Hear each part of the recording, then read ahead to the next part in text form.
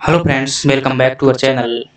आज जो है हम इस जीके जीएस की जो हमारी श्रृंखला है, खासतौर से स्टैटिक जीके है, इसमें हम आगे बढ़ते हुए आज फ्रेंड्स बात करेंगे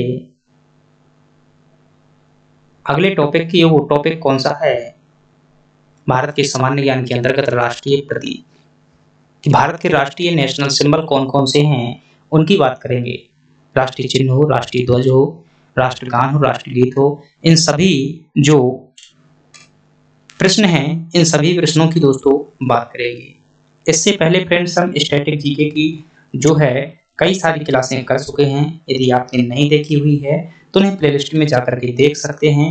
और फ्रेंड्स आगे क्लास शुरू करने से पहले आपको, यदि आपने अभी तक हमारे चैनल को सब्सक्राइब नहीं किया है तो प्लीज चैनल को सब्सक्राइब कीजिएगा और कमेंट बॉक्स में अपनी समस्या बता सकते हैं। कि चलिए क्लास की शुरुआत करते हैं। एक सेकंड रुकिएगा।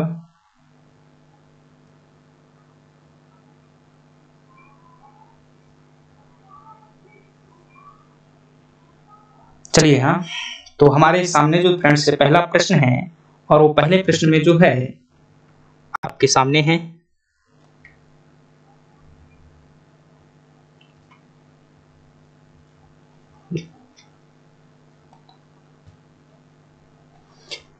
चलिए, और आपसे जो पहला प्रश्न पूछा गया है वो ये है, भारत के राष्ट्रीय ध्वज की लंबाई और चौड़ाई के मध्य का अनुपात कितना है? फ्रेंड्स अगर ध्यान से देखेंगे तो ये वाला हिस्सा जो है क्या है, ये लंबाई है, और ये कितनी है आपकी 3 सेंटीमीटर जो इसकी लंबाई है। और इसकी अगर चौड़ाई की बात की जाए तो 2 सेंटीमीटर क्या है इसकी फ्रेंड्स चौड़ाई है। तो लंबाई और चौड़ाई का पूछे, चौड़ाई और लंबाई का पूछे तो पहले क्या दी हुई है, लंबाई दी हुई है, तो इसका अनुपात क्या हो जाएगा, 3 शुरू में होगा, लास्ट में 2 होगा, 3:2। ये आपका सही जवाब हो जाएगा।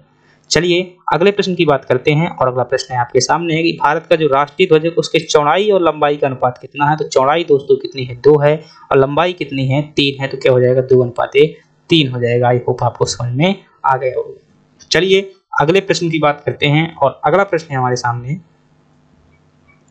कि भारत के राष्ट्रीय ध्वज के मध्य में जो धर्म चक्र बना हुआ है उसका रंग कौन सा है? तो आप जो दोस्तों यहाँ पर ये चक्र देख पा रहे हैं, और इसका रंग दोस्तों कैसा है, गहरा नीला जो है इसका फ्रेंड्स रंग। बी ऑप्शन क्या हो जाएगा, इसका सही जवाब हो जाएगा। चलिए अगला प्रश्न देखते हैं, और अगला प्रश्न है आपकी स्क्रीन पर कि भारत के राष्ट्रीय ध्वज के जो चक्र में कितनी तीलियां हैं? तो फ्रेंड्स हर कोई जानता है कितनी तीलियां हैं, 24 तीलियां हैं, लेकिन ये सामान्य ज्ञान है, हमें ये चीजें पता होनी चाहिए। अगले प्रश्न की बात करते हैं, और अगला प्रश्न है आपके सामने, स्वतंत्र भारत के राष्ट्रीय ध्वज का डिजाइन किसके द्वारा किया गया था?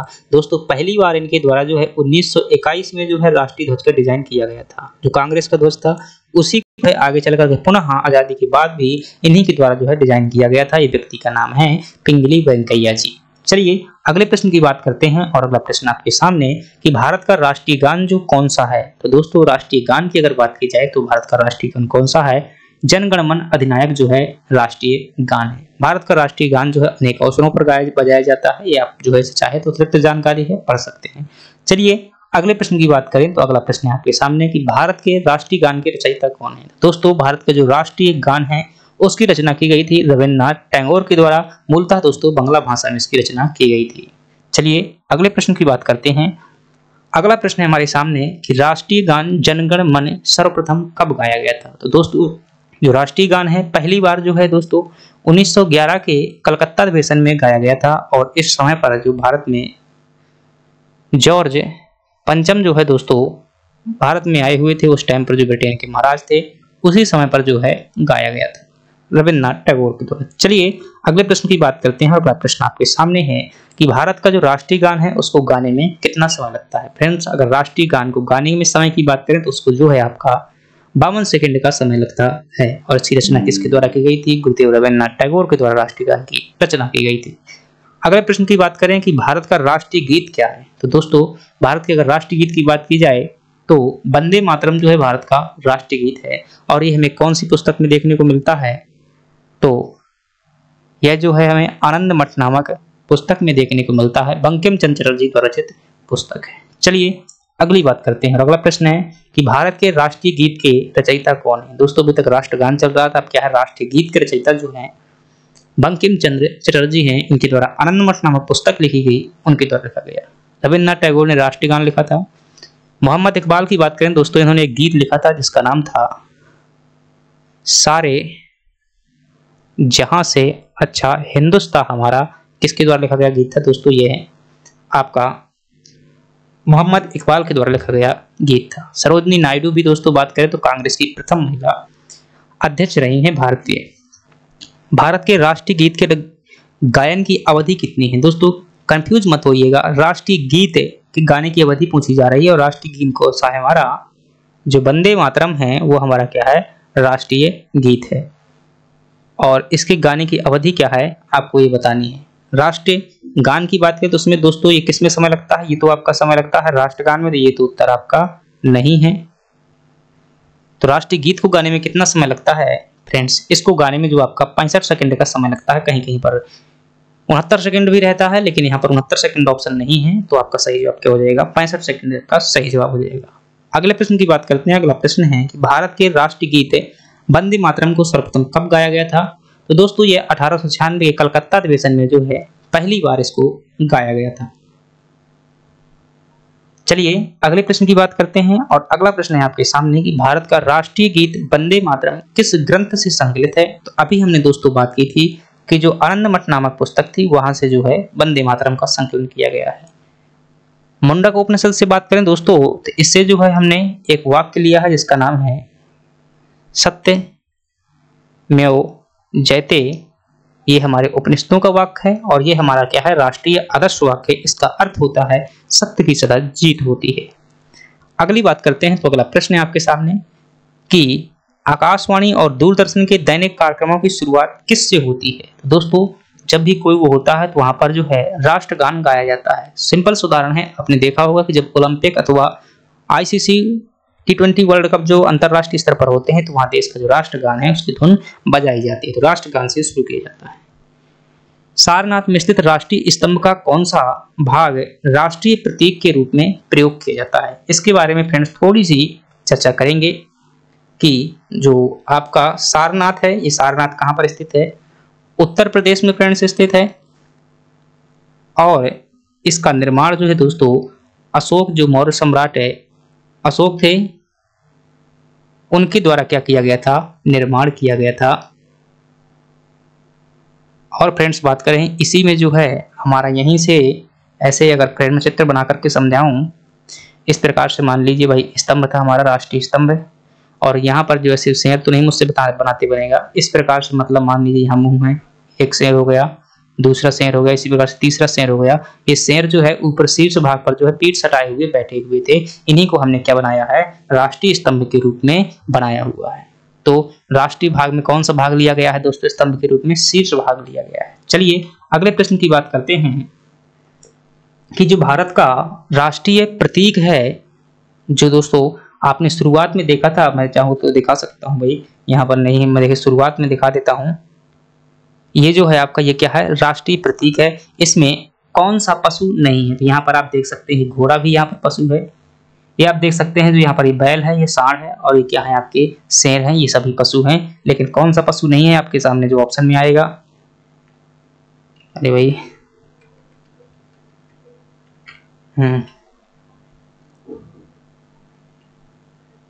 यही प्रश्न था कि भारत के जो राष्ट्रीय प्रतीक में निम्नलिखित में से कौन सा पशु दृष्टिगत नहीं होता है।